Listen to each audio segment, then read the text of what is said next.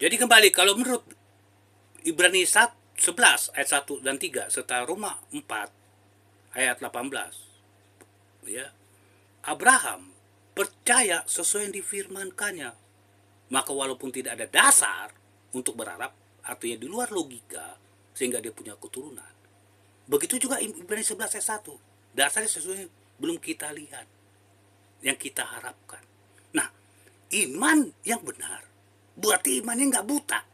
Maka dalam 1 Petrus 1 ayat 13, gunakan akal budi untuk mengharapkan keselamatan.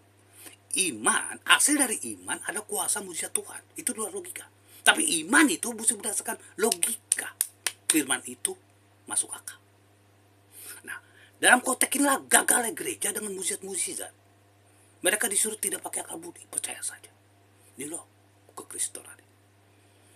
Maka ketika gereja-gereja dan dunia tidak mengerti nubuatan yang benar, maka kita lihat mereka ketakutan dengan pandemi.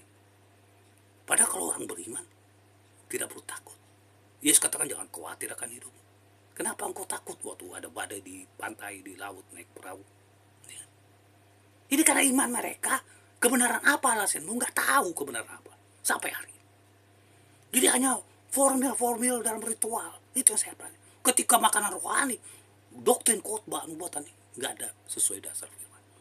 Yang dikatakan Yesus membangun rumah di atas pasir.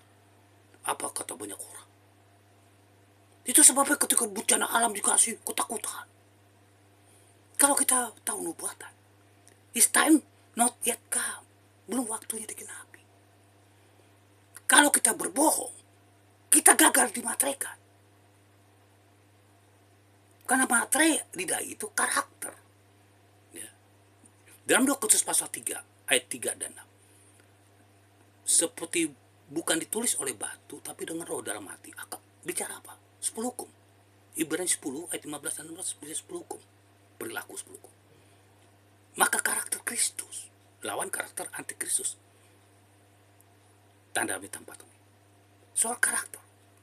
Nah, gagal ketika Wahyu 7 ayat 3 ditahan itu semua kekacauan sampai dimaterikan hamba-hamba Allah dahi. Gagal umat di sini karena ikut berbohong dalam konteks itu. Dan yang lain lebih banyak yang nggak tahu itu pandemik bohong PBB.